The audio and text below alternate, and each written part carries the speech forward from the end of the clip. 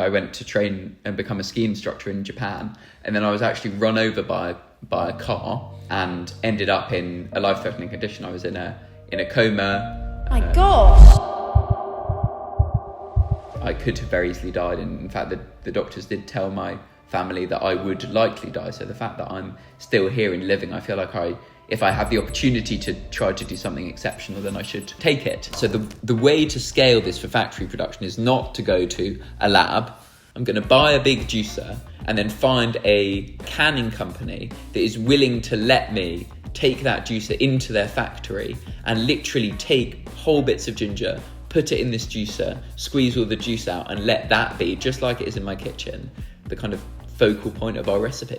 I feel like naivety to some extent has been a bit of a superpower of ours, because we have... That should be the tagline of my podcast. I swear every single episode, and people listening will be like, oh, she's on about that naivety again. Everyone says the same things. There must be something in it. Yeah, you're right. Naivety, because you don't know what you're up against. I go to this really nice food hall in Suffolk, which is kind of in an area where we have some other retailers and stockists. I leave samples, have a really good chat with them. Then I'm emailing to follow up, as you do. And honestly, we just got brutally shut down and rejected. I feel like rejection has similarities across relationships, friendships, whatever it might be. Rejection from anything. It hurts. But when you've been rejected many, many times in your professional life, it hurts a lot less. It's good. I had an operation to put metal in my leg, and immediately after the operation I had this complication with my lungs, which meant I almost died. So that was when I was put in a coma. I was transferred to a different hospital. Whoa. Yeah. Okay. Question. Yeah, go for it. Not quite related to the business, but do you beep going through a metal detector at the airport?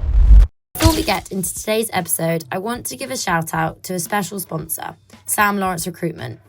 We all know that finding the right people or the right job can feel really overwhelming, and that's exactly where Sam comes in. He really just gets it.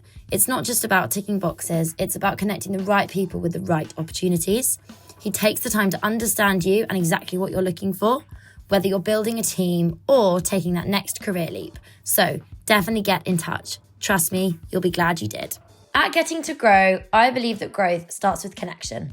And that's where our sponsor, We Are All Marketing, comes in. I'm super excited to be partnering with Vic and the team over at We Are All Marketing.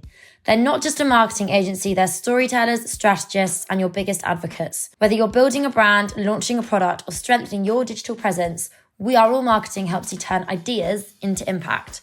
With a personalised, results-driven approach, they ensure your vision reaches the right audience in the right way. Ready to grow your business? Visit weareallmarketing.com and see how they can help you thrive. Getting to Grow is also brought to you by the Coconut Collab. And full disclosure, as I'm sure most of you are aware, I work there, so I know how much love goes into everything that we make. We're all about creating delicious, dairy-free, plant-based treats that do not compromise on taste. From our creamy yogurts to our indulgent desserts, everything's made with coconuts and a whole lot of care. If you're looking for something naturally good but seriously tasty, and my favourite is just our natural coconut yogurt, I have it most mornings with granola and lots of honey. Trust me, you're going to absolutely love it. Welcome back to another episode of Getting to Grow. In this week's episode, I have the amazing Will, who is the founder of The Root Co, which I'm super excited to talk about because, firstly, I'm a ginger. So this has my heart from it's so relevant. I'm literally a fiery girl. Target market. I love everything ginger. I'm super fiery myself and just love ginger and all things ginger and spice. I love it when it hits through your mouth. I love that kind of really, really hot ginger flavour. So, Will, would you like to introduce yourself and tell me a bit about who you are and what you were doing before? Sure. So I'm Will. I'm the founder of a ginger beer startup called The Root Co. Before I started working on the business, I was actually a management consultant. Okay. Very exciting. Whoa. So that was my first job straight out of university. I did it for 3 years and then had the amazing privilege to be able to start a business in my mid-20s and went along with this ginger beer idea, yeah. Cool. So management consultant based in London? Yeah, based here in London. I grew up in London as well. I'm assuming the same is true for you. Just outside, Windsor, Ascot way. Right, got you. Not far. But yeah. And university? Yes, I went to uni, I went to Bristol and I studied economics and management. And if there's anything more exciting than being a management consultant, studying economics at university. Right, and then how did this come about then? Tell us about how you had the kind of like light bulb moment. You have to tell me if I'm waffling, because it's sort of a long story in some ways. Okay. Because I feel like I was on a very steady track, studied economics, got this job as a management consultant, and then basically I went and I went to train and become a ski instructor in Japan, and then I was actually run over by a car just after I qualified as a ski instructor, and ended up in a life-threatening condition. I was in a coma. My gosh. Yeah. So Whoa. It was totally wild. I was celebrating having qualified as an instructor, coming back from a night out, and I slipped over in the road in icy Japan and got hit by a car. And So the car didn't see you because you were on the floor? Yeah, it was also very blizzardy. So there were several factors working against me. I was jogging home because my jacket had been taken from the bar we were at, presumably not by a very honourable Japanese person, but one of the other people in the resort. Yeah. And so I jogged home. I was so close to my accommodation, like maybe 20 metres away. Wow. Slipped over in the road in a blizzard. The car didn't see me in the road. To be honest, even if they had seen me, because of the snow and ice, the stopping distance wouldn't have saved me. So basically I broke my leg, which, considering the circumstances, pretty good outcome. I was going to say, like, at least it was just your leg. Just the leg, which I consider, very fortunate. And then it quickly became unfortunate because I had an operation to put metal in my leg, and immediately after the operation I had this complication with my lungs, which meant I almost died. So that was when I was put in a coma. I was transferred to a different hospital. Go on. I've just got so many questions right now. Yeah. So hang on, how did the metal affect your lung? So that is a good question. It probably wasn't the metal itself, but what happens when you break a bone is your bloodstream and your bone marrow, bits of fat in your bone marrow, can sometimes sort of mix a bit. And the doctors think I had something called fat embolus, which is like a bit of fat getting in your bloodstream, and they think that it settled somewhere around my lungs and then caused this autoimmune response called acute respiratory distress, which is the same condition that people that died from COVID suffered from when they died. So basically my lungs were flooding as an immune response. Whoa. There's a separate theory which is kind of funnier, which is that immediately after the operation I was so hungry, because you can't eat anything before surgeries, and my dad, who'd very kindly and supportively flown out to Japan when I had the accident, he actually brought me some delicious gyoza, and there is a theory that I may have eaten the gyoza too fast, inhaled some gyoza, and because of my body's generally run down state, it might have actually been like an aspirational pneumonia or some other condition affecting my Flipping lung. out. But yeah, no one knows. Chest doctors, specialists, no one could figure it out. But anyway. Right, well, I was working in finance, got bored, and then thought I like ginger and this. So I'm assuming there's now a life's too short sentence? There's like a life's too short angle. There are lots of things that factored into my decision to eventually start the business. But I think that gave me a perspective on taking your chances, because I very much feel like I'm here with a second chance. I could have very easily died, and in fact the doctors did tell my family that I would likely die. So the fact that I'm still here and living, I feel like if I have the opportunity to try to do something exceptional, then I should take it. Wow. So that's one element of it. And then 4 or 5 months after this, we're back in 2017 when the accident happened, Christmas 2017, and then in 2018 I actually started my first job, the management consulting job, in March. And then a couple of months after that, I actually had a general anaesthetic operation to take out some of the metal that was put into my leg.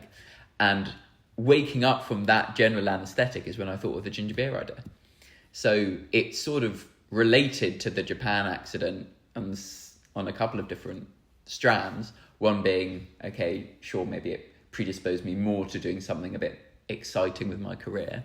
But the other angle is that I literally thought of the idea waking up from a related general anaesthetic. But at the time I was drinking ginger shots and ginger beers, and finding ginger shots super fiery and healthy, and as you described it, nice and spicy as well. They felt good for you.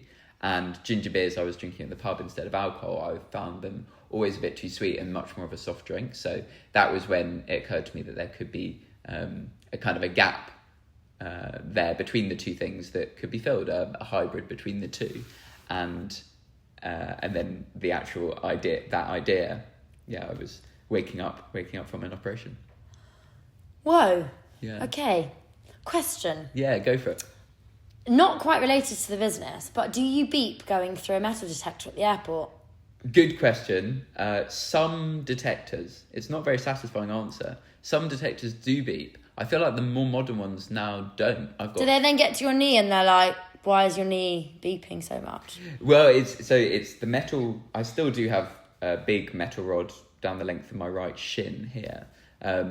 But it's made out of titanium, and I feel like titanium sometimes doesn't make metal detectors beep. I'm not sure. Because I haven't been beeped in a while. Interesting. I was beeped back in 2017, 2018, but I feel like the metal detection / general detection technology at airports has come on a way with the whole, stand there and get your whole body situation as well. So, no beeping for a while. Okay, good I've to been know. beepless. You are beepless. Okay, I just needed to clarify that, good. before we moved on. Absolutely. So, you were waking up from general anaesthetic. Yeah, drugs. I like to make that clear. It was a drugs-induced business idea. Phenomenal. Yeah. Phenomenal.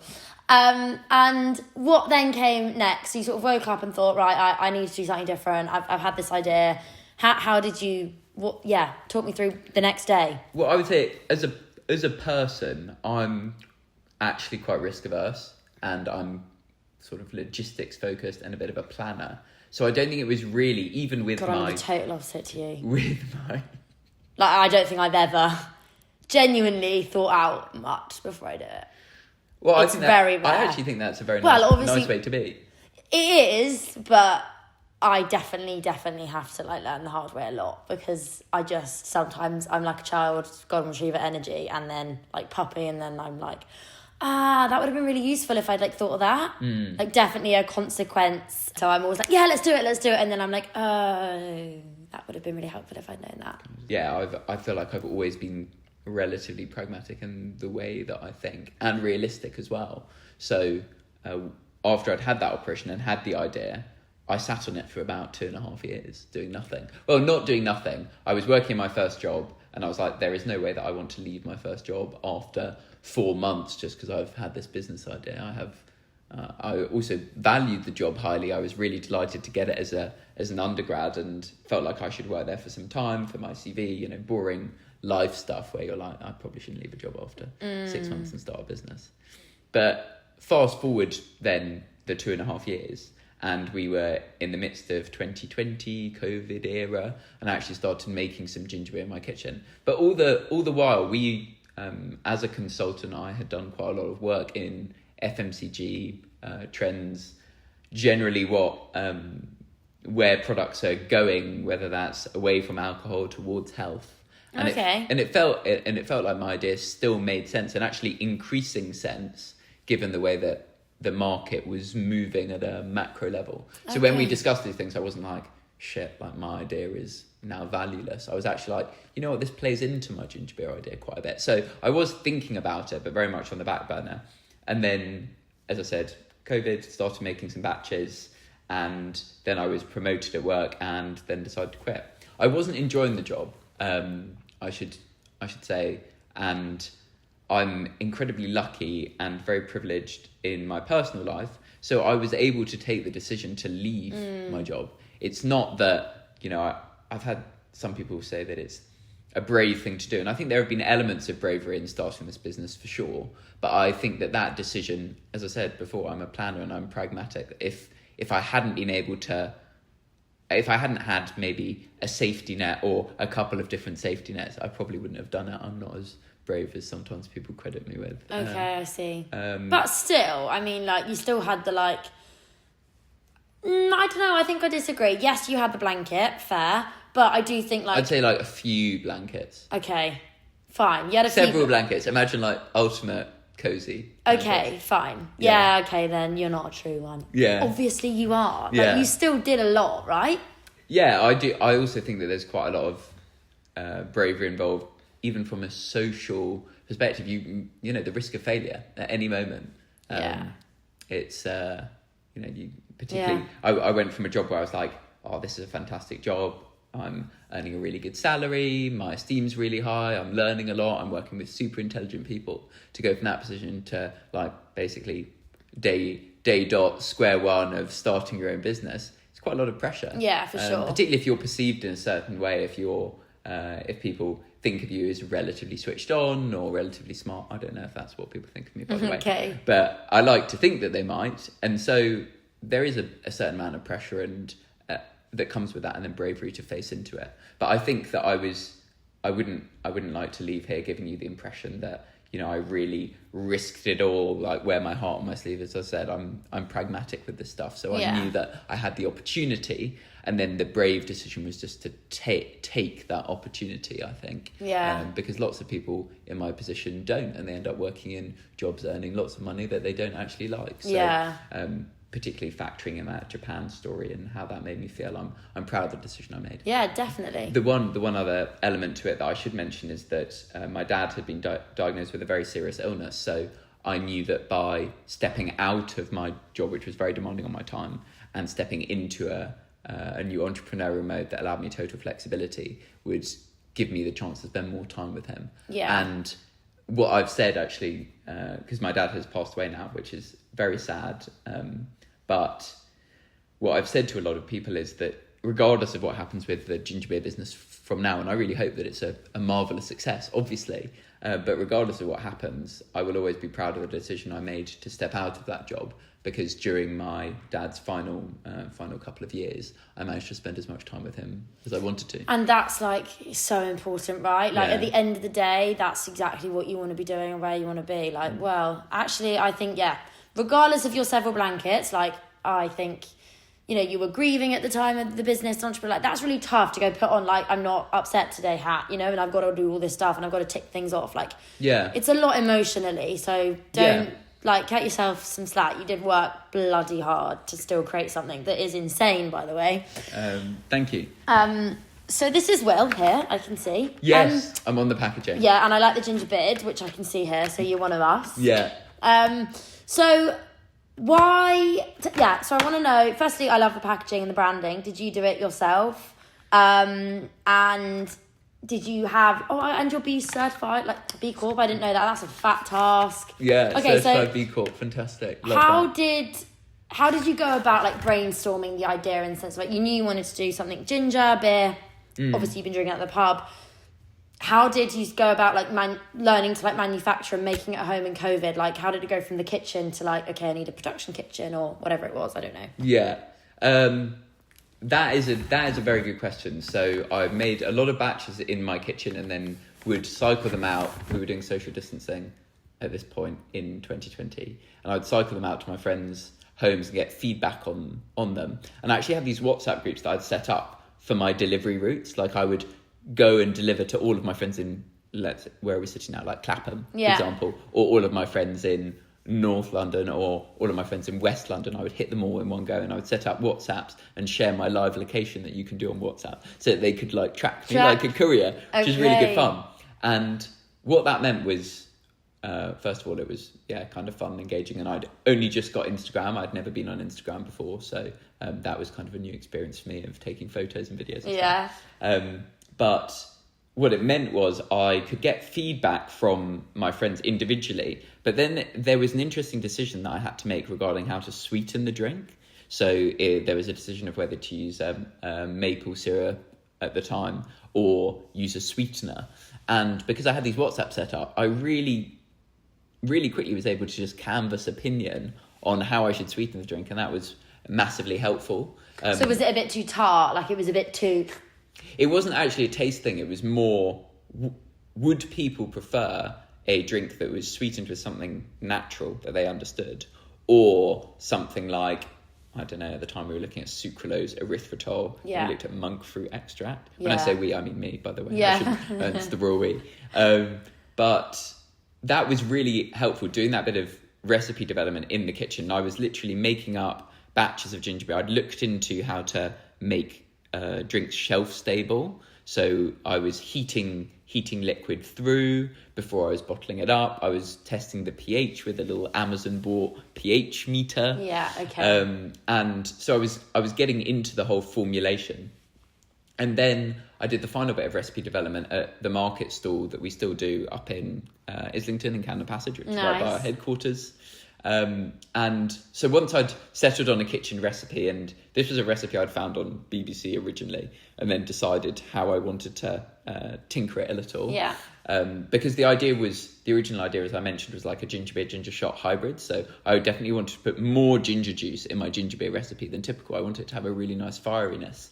And so that was kind of the focus, and then everything else was secondary to that. But as I started thinking through the idea, it's like I also wanted to have very few ingredients. And I also would like to source those ingredients really carefully, particularly the ginger. And that has built up all of those kind of waves of thought that were separated by, weeks of time. You don't have to have all of these ideas at once. It doesn't have to be the case that you sit down with a piece of paper and are like, right, I know exactly the product I want to create. But with a bit of time and a bit of thought, this was actually before I left my job, I was able to think through the ingredients I wanted, how I wanted to source them, and that has become a really important part of the proposition later. And particularly when we speak to supermarkets, I'm so keen to highlight very few ingredients, no processed foods. This is the kind of thing that is on the minds of people in the soft drinks industry at the moment. So yeah, once I'd kind of done my recipe development in the kitchen, the scaling question is a really fun / stupid story, because brilliant, we love a stupid story. I was dumb and naive enough to believe that I could take my kitchen process, which was basically ginger, into like a mini blender, like a NutriBullet, although I don't think I had a NutriBullet at the time, it was like a more budget version, and blitzed it up into a pulp with a bit of water, pushed it through a sieve with the back of a spoon to get the kind of ginger juice plus a little bit of water out. And then I was squeezing lime juice in and adding my sweetener, which was maple syrup. As I said, I'd canvassed these WhatsApp groups, and then heated it through, added sparkling water on top. And I was like, right, so the way to scale this for factory production is not to go to a lab, not to go to like a flavour developer, which is how most of these businesses start. Yeah. I'm just going to buy a big juicer. I'm going to buy a big juicer and then find a canning company that is willing to let me take that juicer into their factory and literally take whole bits of ginger, put it in this juicer, squeeze all the juice out, and let that be, just like it is in my kitchen, the kind of focal point of our recipe. And that's exactly what I did. And there were so many issues and problems that I hadn't foreseen. Like? So we did a trial production, which I would always recommend if you are dumb and naive enough to scale straight from your kitchen to your factory, whatever you do, just produce like a small amount to start with, just to see how being in a factory and those kind of processes affect. It goes for everything, doesn't it? Like, if you're getting married, you always have your like rehearsal bridal makeup, because you don't want, oh my God, I hate my makeup. Like, you always need to do like that kind of thing. Like, even with me in the podcast, I made sure I did like a 10-minute mini episode to be like, right, is everything working? Watch it back. Okay, that needs to move. So yeah, if you go and do like if I did a 2.5 hour episode and I'm not in shot, oh gosh. Whereas if I had 10-minute, okay, it's not too bad. So yeah, mini production, 1000%. Yeah, and at the time it feels effortful. For us, it was literally expensive. Like I guess it's all small MOQs on cans. This was like a tiny production run, but it was invaluable because it highlighted a couple of issues. One of which was that our cans, because they contained fresh juice, we'd pasteurized them, we'd heated them through at like industry standard temperature, which I think is 75 degrees for about 10 minutes. And we'd sent them off to the lab for testing, believing that, that will have killed everything, bit of heat, fine. And it just hadn't. So our cans were microbiologically, you could describe them as microbiologically active.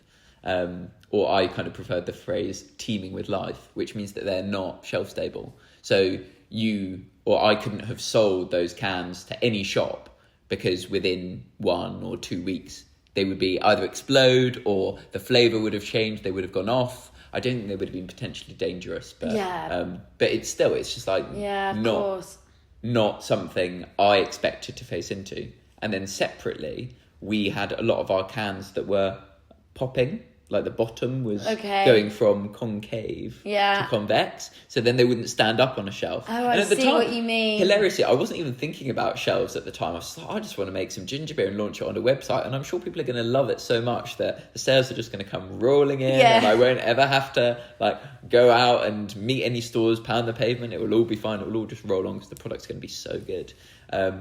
And hilariously, and as you might expect from the way this story is going, the product I made, even after that trial production, we managed to figure out a method of manufacture, basically pasteurizing at a higher temperature, and we also reduced the fill level in our cans a little. The method of manufacture that we figured out still yielded a really inconsistent product. We had ginger chalk, I used to call it. It's like dense ginger starch, forms a layer. If you've ever had a ginger shot, you can sometimes see in those plastic bottles, there's like a bit of gingery. Sometimes you just shake and then... You shake it, yeah. The problem for us was that in a canned drink, people aren't necessarily super inclined to shake it. You never shake a can, hey? You're always told, like, never do that. It's against people's instincts to shake a can. So that was a challenge that I think we still deal with a little bit. But more importantly, if you think about a big tank of liquid, big tank of ginger shot, actually, let's imagine that. Yeah.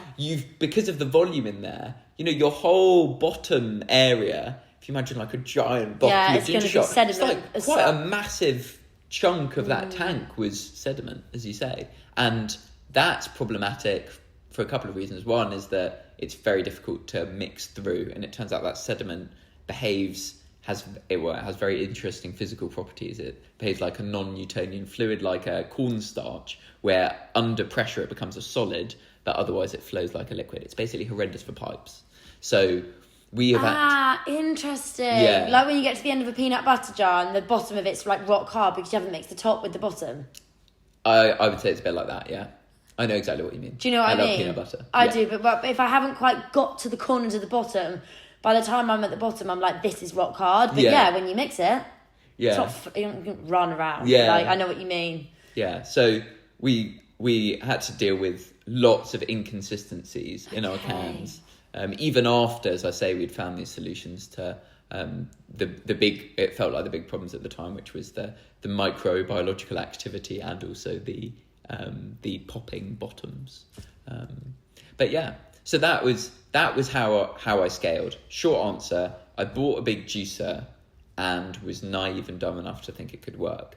But I still feel like, even though I made some very silly decisions at that point and really didn't think through in it or maybe take on enough advice about what starting a business like this would be like, I feel like naivety to some extent has been a bit of a superpower of ours, because we have... That should be the tagline of my podcast. I swear every single episode, and people listening will be like, oh, she's on about that naivety again. Everyone says the same thing. There must be something in it. Yeah, you're right. Naivety, because you don't know what you're up against.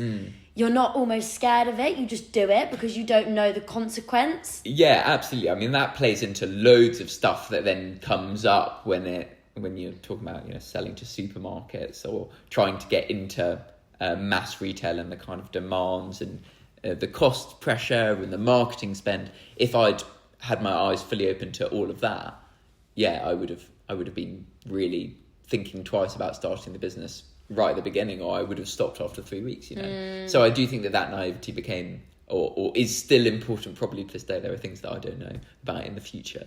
But I think particularly when it comes to manufacturing or the flavour of a drink, the naivety I think was a superpower, because what we've done consequently is basically design a different manufacturing process for a soft drink that is totally differentiated from something that's made from extract flavourings at scale. That if we look around at the ginger beer brands out there, we are producing our drinks in a much more unique way that allows us to get more flavour, more of that kind of fieriness through, and also keep our recipe really simple. So I'm quite proud of the fact that we were like, you can probably do this. The naivety to be like, oh yeah, let's just scale straight up from the kitchen and keep this simple recipe. Because in the end, after much trial and much error, we've come to a point where we have a way to make the drinks, and I feel like they're good. Good. I'm happy with them. And so did you set up with D2C first, so direct to consumer via a website? Yeah, so the first place we sold was back at our market stall, which I mentioned before. And then we had a website. And as I said, looking back on it, my perception at that point was, great. The difficult thing was making the product. I'd made the product. I didn't know about the inconsistency of the cans at this point. I was just like, I've made so much ginger beer. Fantastic. People are going to order, and then they're going to order again. I wasn't even thinking about like how many of these cans people would drink a day, really. I was just like, let's make the thing, and then I'll sort out the rest. How many ginger beers do people have on average a day? 1?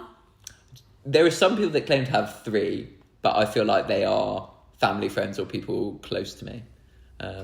Sorry, you mean of yours, right? I was thinking like general population. I was like, if I'm having a ginger beer, it's a one-off at a pub, or it's in a Moscow Mule. I would say that the average person in the UK, I think maybe 40-50% of them don't have ginger beer in their lives at all. Yeah, I probably agree with you. And then the remainder, maybe of those, let's scale that 50% up to 100. So of the proportion that drink ginger beer, I reckon a further 50% of it, it's a real like occasional thing, as you say, at the pub.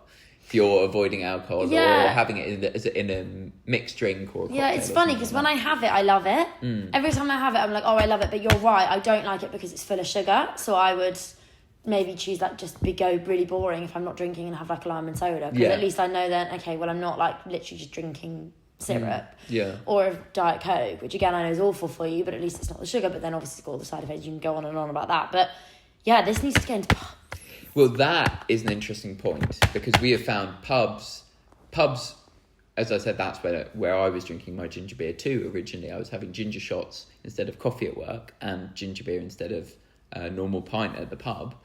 And I probably shouldn't say normal pint, should I? I should say alcoholic pint now. Should be inclusive for the... Yes, fair. Yes. I guess so. An alcoholic pint. And so for me, I would love to get it into a pub. The difficulty we have in that regard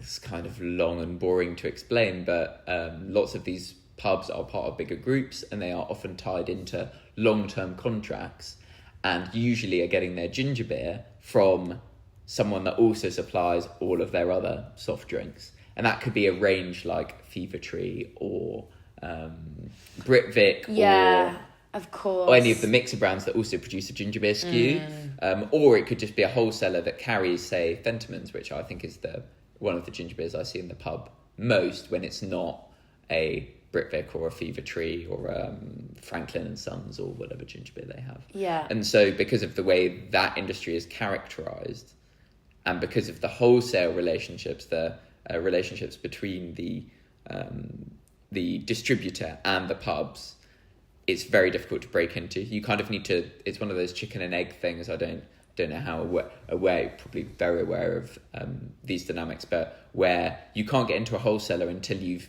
sparked demand with the pubs at the end, and you can't spark demand with the pubs at the end until they are stocking your drink via the wholesaler. So you're kind of in a catch-22 where the only real way out of it is for someone very senior at a massive pub group to be like, oh my God, I tried this ginger beer and I absolutely love it. Like, let's bring it in and inject all of the energy into that process. Or you're lucky enough to have a family member or a friend of the family or a friend of a friend who can help you get in. But otherwise, I see that as quite a difficult puzzle to break. So in the end, we've sold most of these, and in fact, pretty much all of them, either D2C or via stores, bakeries, cafes, some supermarkets now. And that's kind of where the product is at the moment. That's not to say that I don't want to re-explore the pub route one day, because I do really believe in that the rise of non-alcoholic drinks. And you must know from low alcohol beer as well, but I do think ginger beer is a nice alcohol alternative for sure. Definitely, absolutely, and something that is really delicious to enjoy as well. Like, I am a bit bored of the non-alc, because I don't know, I've struggled to spend that kind of money as well on a non-alcoholic one. I'd rather just go for a lime and soda where I'm paying like £2, which is still daylight robbery for literally soda water, but whatever, like, it's fine. So yeah, I can totally see doing well. But you're right, but you know, there are brands out there that have done a really good job of it, and like Trip, Yeah. You know, they're really in the on-trade now, and they didn't have any of that before. So they've managed to kind of really infiltrate and get into the pubs when you do want a non-alcoholic. So I guess it's starting with, like, just like with retail and stuff, isn't it? You start in the independents, the wholesalers, and you go from like the Planet to the Whole Foods to the Harvey Nicks to Selfridges. Oh, Waitrose, Co-op, Tesco, Morries, like... It's all like that, and I guess it'll be the same as it. You know, you go to the independent pub where you know because it's your local from where you grew up, and you go, come on, take a shot. Yeah. All that is how, but that, it's organic growth as well too. That's right. I think once you have a really strong brand perception, then you can start to explore those avenues that were closed off to you before. And you're 100%... Well, one of the things I love most about this drink, the product, ginger beer in general, is that versus most soft drinks that come onto the market that are functional in some way or give you energy or whatever it might be, these are really good for evening drinking. You know, like, you can totally imagine an occasion where you want a ginger beer instead of a beer, whereas you wouldn't necessarily have, I don't know, an energy drink instead of a beer, or I'm trying to think of different examples, or like a mushroom-based drink instead of a beer. This has got quite a nice overlap for people that are trying to avoid alcohol. Definitely. And we found that at our market store too. We've had customers that anecdotally say, oh, I'm trying to avoid alcohol more at the moment, or we've even had some people say that they are used to struggle with alcoholism and have been trying to find different alternatives, and that ginger beer is a good one. I think it's because of that nice characteristic burn. Yeah. It gives you like a sensation thing as well as tasting nice. Definitely. I feel like that sensation thing, plus the fact that ginger beer literally has the name beer in it, I think it lends itself more to that evening consumption, which I like. Even though obviously it is a non-alc, I bet it works really well with alcohol as a mixer. Yeah. So I really like a Moscow Mule. I don't have them often, in all fairness, but when I have them, I'm like, oh, I forgot that this was so good. And I don't know, the ginger beer that I'm getting in my Moscow Mule generally is probably really sugary, and you just accept it because, like, whatever. But this, I can imagine, would be really yum. Yeah, so the sugariness is something we've really tried to address. So we are not a diet drink. We don't want to use any sweeteners that I mentioned before, but we've tried to take our sugar level down. We're going down to 4.5 grams per 100 ml in March with our production run. We've tried to take it down to a level where it feels like, I don't know, I think maybe the average British consumer's palate is becoming more dry because they are trying to avoid more sugar in their diet. I think because people are more health conscious. So what's fun about this is if you mix it, it does create quite a nice dry drink. Particularly around this time of year, I always recommend it with dark spiced rum. Rum and ginger beer is a nice combo, and you get the spiced element of the rum and the spice of the ginger, which feels quite warming. But Moscow Mules are very, very popular in summer. Tequila and ginger beer is nice as well. Yeah. So you can be pretty sure that I've mixed this with basically every alcohol there is at this point in time. Okay, not wine though. No, good point. But in terms of spirits and making a mixed cocktail, the one thing that holds us back is that we're not super fizzy. So intentionally, because I think ginger is very good for your stomach, and there is a real health angle of helping travel sickness and helping nausea there, I never want the ginger beer, and haven't designed the ginger beer that we make to be nearly as fizzy as a Coke, which means that when you pour it into a mixed drink, you often need to top off with a bit of tonic water or something a bit more fizzy, so that you get that Moscow Mule that you're expecting that has the fizz. Because I think people, I don't know, when you're drinking a sparkling drink, let's take Prosecco as an example. If you're drinking Prosecco and it goes flat, you're kind of disappointed. Right? Yeah. Like if you leave it too long and it goes flat, you're like, oh, this is a shame. And I don't think the cocktail that you make with our ginger beer would ever be flat, but it's definitely going to be less fizzy than people expect. So breaking down that expectation barrier is also challenging. Definitely. And tell me a funny story of a sell-in. So like, it's in the sense of like you rocked up at a farm shop or a independent and tried to sell, and they just looked at you like, I'm not sure, because I started off my career in field sales. Yeah. And I had so many occasions where I was just like pushing water uphill, and I was just thinking, this is such hard work for like no return anyway. Like, what are you going to sell one unit every 14 weeks or something? But it doesn't matter. I wanted to sell. I wanted it on the shelf, right? But did you ever have a really like, do you remember, is there one that you remember? Is there one I remember? I'm trying to think back to, because that is how, once I'd made all this ginger beer and realised that actually very few people were repeat buying on our website. Suddenly like, right, I better get out and sell this stuff. So I was doing loads and loads of door-to-door field sales. I'm trying to think of if there's one that particularly stands out. There are a few that I immediately think of local to me. There's a really nice set of cafes called the Finks Cafes. We still stock them, actually. They're up in North London, and they had 2 sites at the time. They now have 4. I turned up there usually in like bicycle lycra. I used to do loads of elements of the business by bike. That includes delivery as well as field sales. I turned up there in my like tight cycle lycra, maybe like 5 or 6 times, chasing for feedback on our samples before the owner of Finks, or one of the co-owners, a guy called Matt, was basically like, you know what, you've been in here so many times that we're just gonna try this on our shelves and see how it goes. I think that was the end of 2021, and we've been stocking them since. So that's kind resilience. That's a bit of like the persistent approach, but I find the image of me going there in like my tight bottoms and checking and being like, hi guys, me again, quite funny to think back on. I'm trying to think if we've had any like really brutal rejections that would perhaps be more funny. There's a food hall in Suffolk. This is a good example, because you imagine that maybe after like 3 or 4 years in a business, for us, this story is made from 1 year ago. So let's say I've been running the business for 3 years. I'm like feeling pretty good about the credibility we got, just certified as a B Corp, supplying lots of independents, supplying some food halls. I go to this really nice food hall in Suffolk, which is kind of in an area where we have some other retailers and stockists. And I sort of, not quite swaggering in, but I'm imagining that it will be like hella easy to sell to these guys because they're very much like a similar retailer that we stock. And I leave samples, have a really good chat with them. And I'm emailing to follow up, as you do. And honestly, we just got brutally shut down and rejected. And I guess I must have said something like, oh, we're supplying this retailer and this store, which is very much like yours, and just FYI, we're also supplying this retailer in London, expecting that to really kind of spark some interest. And the buyer for this food hall, she wrote back, yeah, the price point's just all wrong. Didn't think the product was amazing, to be honest. Like, no, thank you. And I was sitting there behind my computer just being like, this is not how it's supposed to go. You imagine that there'll be a point where, in fact, people are asking you to stop, or asking you if they can stock your drinks. There might be some sort of inflow to this stuff. And the last thing you expect is, once you built up some credibility, particularly in a specific area, that you will be shut down so hard. But it's good, keeps us feet on the ground, you know. And I think that's a really important point actually about what you said when it comes to explaining if your product is stocked elsewhere, because for some people that is really important.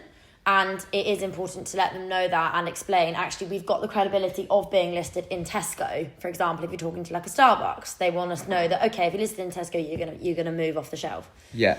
However, in a food hall in Suffolk, where they probably really appreciate, artisanal local brands that aren't stocked in supermarkets, they don't really want to know that you're stocked in others. They want to know that they're really special. Yeah. And you're only thinking about them.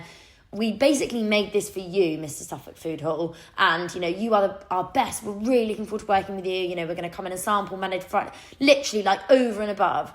That's what those customers really want. They want to feel like that you don't have this kind of, that they're like a second thought. Yeah. And I struggled with that a lot at the beginning, because I'd be like, why would not telling you where we're stocked be a good thing to say, like, jump on the bandwagon, guys, like, we're wanted. But not at all. Like, even to this day, when I'm talking to like some really big customers, you got to be careful about they can do their own research. Yeah. You're not technically lying, you're just like not saying. Yeah. And that is a really interesting point that I really struggled with at the start, because I thought, this is confusing, because who wants to know what? And then you realise, you start to work out the types of customers that do want. Yeah.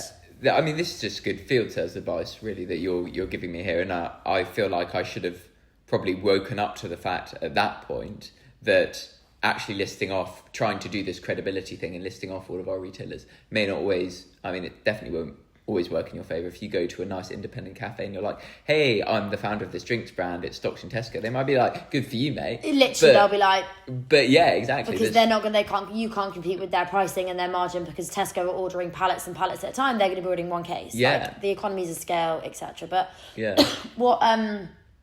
It's just like navigating people as well, isn't it? Like, do you have a funny story? Have you ever told your own funny story on this podcast? No, I haven't actually. God, there's so many. Have you been like laughed out of places? Not quite like giggled out. No, not quite giggled out, but I did have. So pre-Coconut Collaborative, I used to work at a company called Spoon Cereals, the granola brand. Who I've actually had Annie on the pod. Nice. That was a bit of a full circle moment. It was quite cool. Lovely. And it was a shop in Chiswick, up towards unnamed shop in Chiswick. I will not name the name of the shop. I don't actually know if it's still there. I haven't been to Chiswick in such a long time, but it was on the road up to the station. It's full of some really lovely shops. Up to Turnham Green Station. Up to Turnham, that road. Yeah. And there's a few of those like independent-y I'm with you. I'm doing like a Google, what is that called? Google yeah, Maps. You're doing a the Google. Person I can literally see around. Yeah, there's a few up there.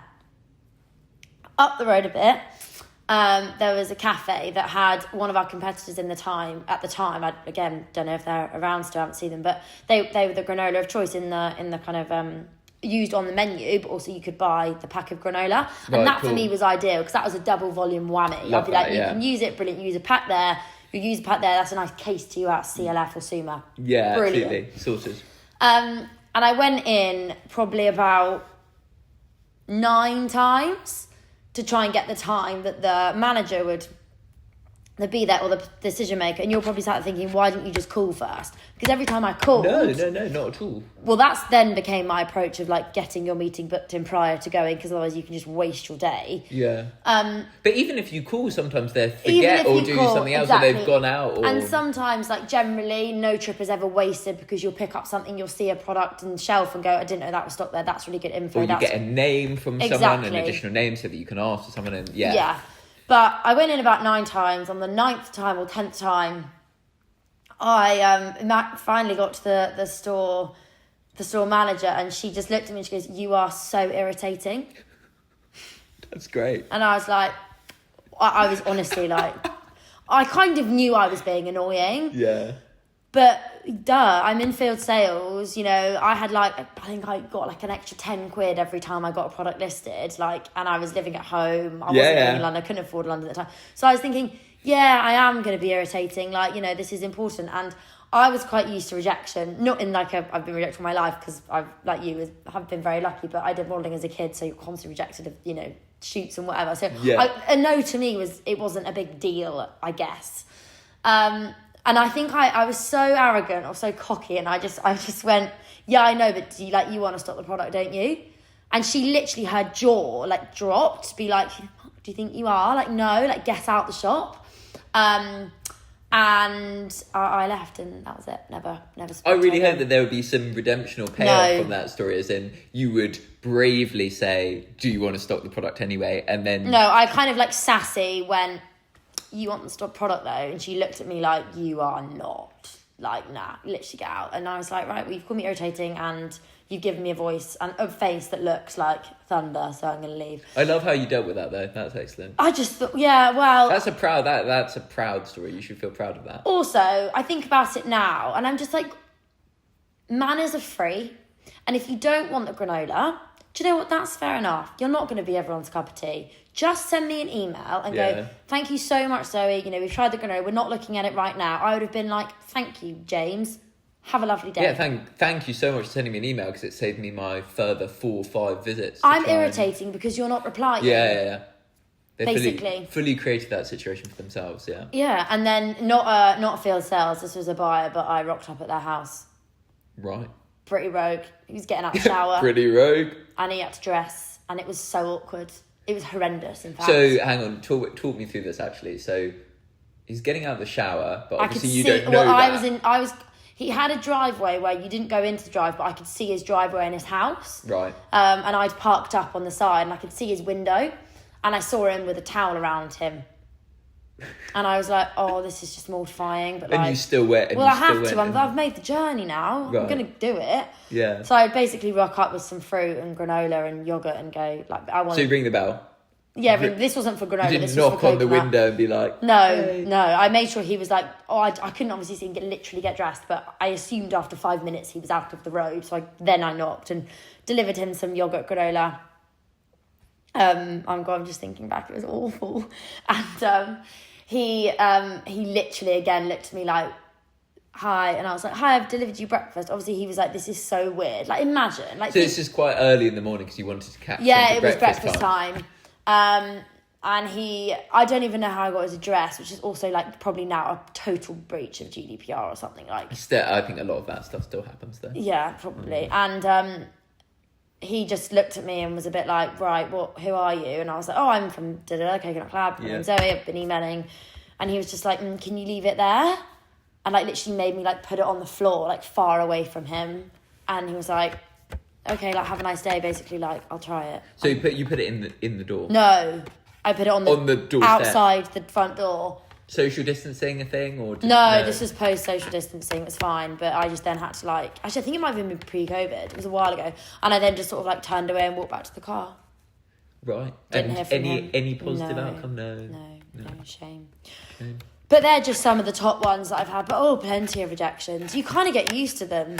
Yeah, I find getting ignored tough. I mean, it seems like from the way that you're telling your stories, I'm ignored anyway. all the time. Yeah, I find it difficult though when you are someone that values responding to emails and being polite. It's very difficult when you send out emails and put a lot of thought into them or send gifts. Slightly strange maybe when you rock up at people's houses. I think I overstepped the mark there probably in hindsight. Maybe a little, but I think if you do these thoughtful things and you're handing over a product that you love or that you're representing, or in my case that you created, you kind of want someone to at the very least be like, oh, thank you for the samples, I'll give them a try. It doesn't cost much to do that. I know. Although on the flip side, I think about my inbox and the people trying to sell me stuff and contact me about whatever it might be, web services, SEO, pitches at trade events, whatever, advertising opportunities. If I feel like those people have got my email from somewhere where I don't have a clue where it's come from, sometimes I don't reply. I'm trying to be better at it though. So at the very least I can save them the time of sending a follow-up email. But if you are... I think it's all AI generated those though. I don't even think they'll be thinking about you sat in your laptop personalising it. It will be blanket. You'll be in like a book of emails. Yeah. Those ones I ignore all the time. Yeah. They just go straight to junk. I just block sender. Yeah. If it is something I'm really not interested in, I just block sender and then they'll just probably get a bounce back. But yeah, you're right. It is really, it's disheartening, it's frustrating, especially when you're on a mission to like do something good and educate them on what you're doing and why it's better and why. Spread delicious cereal. Yeah, at the time it was. But yeah, you just sort of like, you go quite thick skin and you just realise actually, okay. But also, I think the key is not wasting time on stuff. Like, if it's not working, move on. Yeah. Like, if it's not working, move on. Like, because there is enough opportunity out Yeah. there that you will find someone that Yeah. likes you and is receptive to your approach. Have your like internal boundary of like, right, 3 emails and a visit. Okay, if I get nothing after that, you're not right, fine. Yeah. Within reason, right? So like there's a couple of forecourts that I'm kind of like trying to get at the moment, and I've probably way more than 3 times. I haven't visited because I won't now, hence why, because previous experiences. But 3 emails is still, to me, I'm early days yet, because these are big customers. I'm not going to give up easy. But if it's something where, you have to like learn, don't you, to be, no.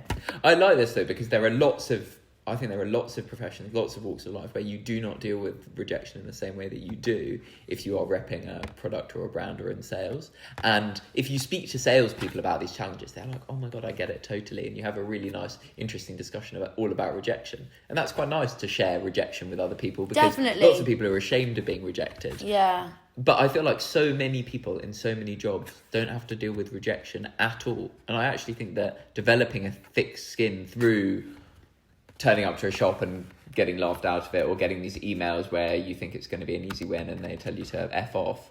Like, I really feel like that is good for you personally and good for your soul. Character building, exactly. right? And I'm thinking of like people that probably don't get rejected that much in their like work life, I guess maybe would be a massive brand like Coca-Cola. Yeah. If you work for Coke in the sales team as a national account manager, you're never getting rejected. Like every shop in the world has Coca-Cola, right? So like you can't really get rejected from a retailer there. So it'd be interesting to do a week at Coca-Cola. I'd love to be honest with you, just to like try it and do blue chip and big business and lots of red tape, whereas I'm reactive and right, I can do that. Yeah, autonomy, brilliant. So it would be quite fun, but yeah, it is mad how we are like quite, especially in small FMCG, you're like, your skin is that versus like, you know. And it's good for the rest of your life. It is. I feel like rejection has similarities across, you know, relationships, friendships, whatever it might be. Rejection from anything, it hurts. But when you've been rejected many, many times in your professional life, it hurts a lot less. It's good. Definitely. Team-wise, just still you? I have an employee called Sam. Okay. He's my team member. We are a team of 2. Nice. So and what's Sam's role? Sam's role is multi everything.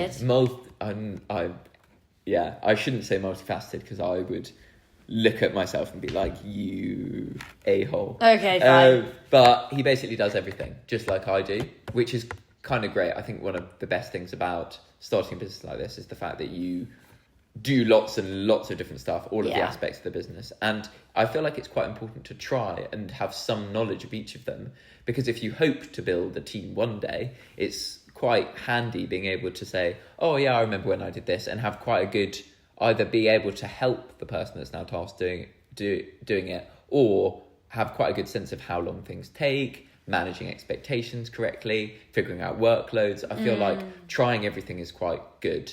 There are things that you try and you're like, God, that is definitely not for me, and someone else would do a much better job. But I think the evolution of this brand and this business, you asked about the branding earlier. I started off designing the labels for our ginger beer on PowerPoint. Okay. Because I thought I've just come out of a management consulting job and I'm really good at PowerPoint. Yeah, have a look.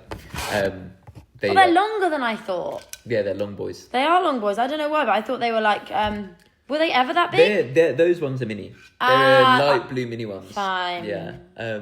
But basically I was naive, maybe slightly arrogant in this particular sense, of thinking, great, I can make a really good slide on PowerPoint that works visually. So why can I not design a label on PowerPoint? So I generated our label, like PDF that you send to your label producers, honestly from a PowerPoint slide. I made it in the right dimensions and I was like, great, these look so good.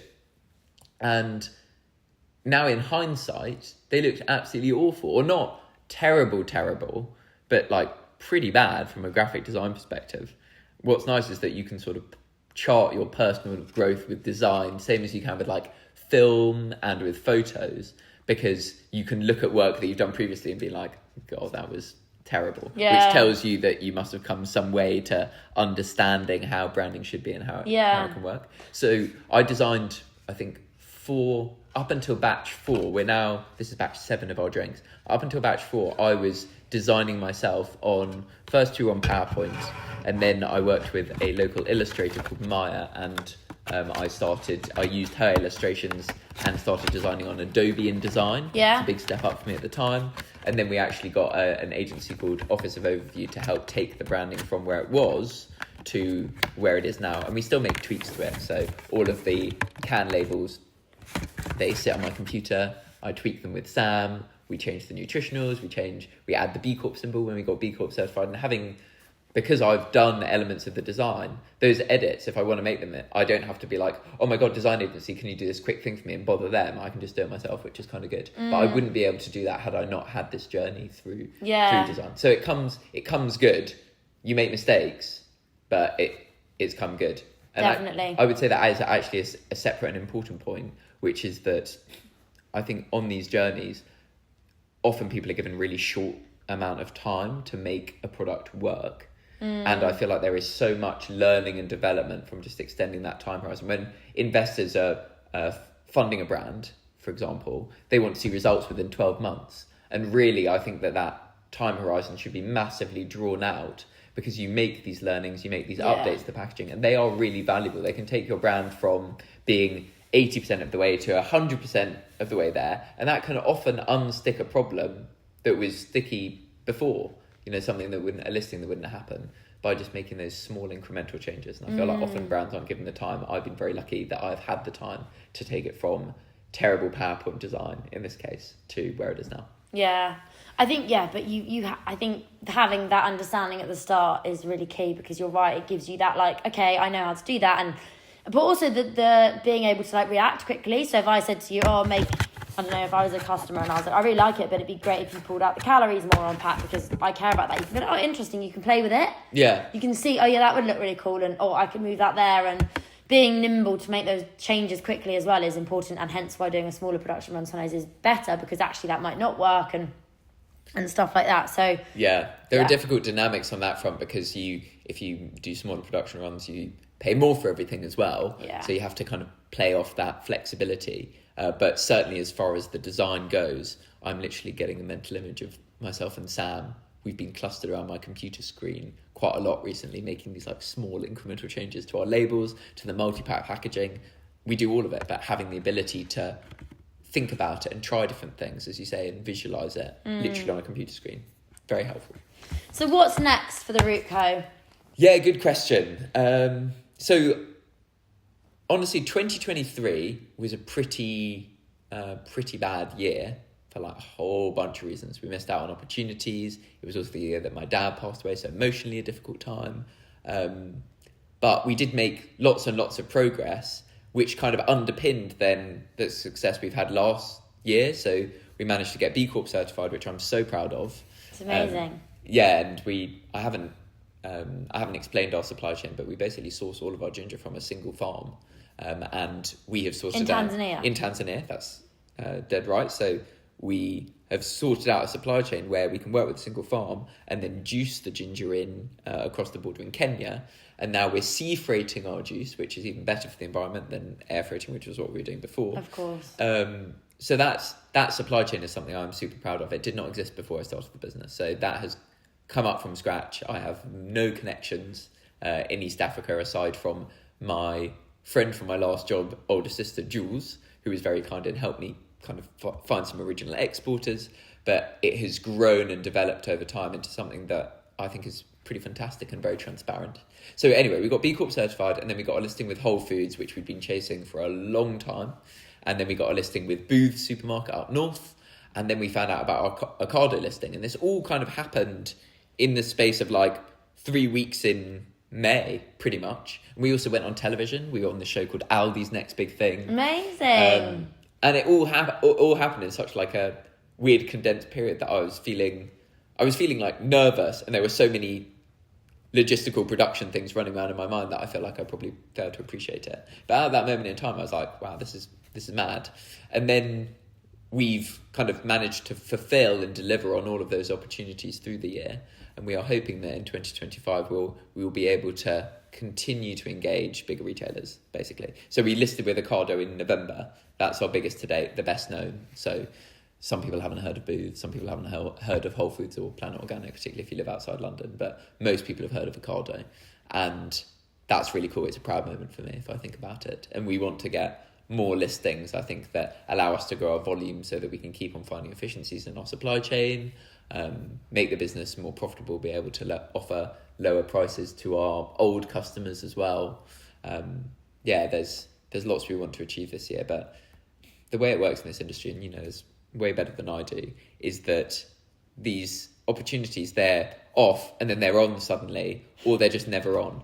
And you kind of, there's no necessarily like rational path to success. It's not the case that you're like, great. How I imagined it from the outside, I was like, okay, cool. If I can list the drinks in Planet Organic and in Whole Foods, then surely Waitrose will take me on next. Once you're in Waitrose and selling well in Waitrose, and I don't know, maybe you also look at Holland Barrel or you look at Ocado or something like that, and then you can approach a bigger supermarket, and it is very much like you just step up, take incremental steps up. And weirdly, that's kind of the way it's shaken out, but just like by blind luck. In fact, what actually happens is you have to convince one person or maybe two people in an organization that your brand is worthwhile. These are people with very limited time.